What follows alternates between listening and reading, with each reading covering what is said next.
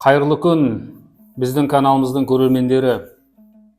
Біздер қолымыздан келгенше остеопатияға қатысты қазақ тілінде мағлұматтар беруге тырысамыз.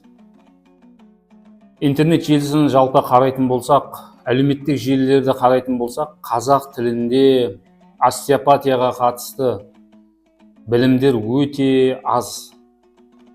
Және де түсірілген, берілген кейбір мағлұматтардың көпшілігі, айтылатын мағлұматтардың көпшілігі орыс тілінде да.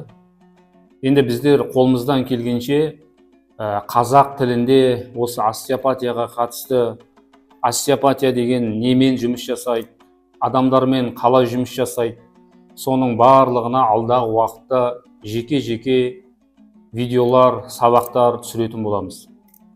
Біз өткен видеомызды қараған болсаңыздар, массажист пен остеопаттың айырмашылығы туралы қысқаша ғана видео түсірген едік. Яғни остеопат маманы адамның дене мүшесімен жұмыс жасайды, тек қана сүйекпен ғана жұмыс жасамайды. Біздерде остеопат деген кезде көбінесе адамдардың ойлайтыны сүйекпен жұмыс жасайтын маман деп ойлайды. Бірақ остеопат маманы тек қана сүйекпен жұмыс жасамайды, бұлшықетпен де, бұлшықеттің ішінде біздің арасында тамырлар бар, неше түрлі нервтер бар, соның барлығымен де остеопат маманы жұмыс жасайды. Енді жаңа айттық, интернетте қарайтын болсақ, орыс тілінде өте көп мағлұматтар айтылады. Қазақ тілінде бұндай мағлұматтар жоқ. Біз енді осы адамның құрылысы, анатомиясы туралы білгісі келгендер болатын болса, сол анатомиямен бірге физиологиясын, адамның мүшелерінің атқаратын қызметтері туралы білгісі келетін адамдар болса, массажистер болатын болса, остеопаттар болатын болса, үйренгісі келіп жүрген адамдар болатын болса, біздің видеоларымызды, сабақтарымызды қарасаңыздар болады. Алдағы уақытта қолымыздан келгенше осы остеопат маманының істейтін жұмыстарына қолымыздан келгенше тоқталамыз, көрсетеміз.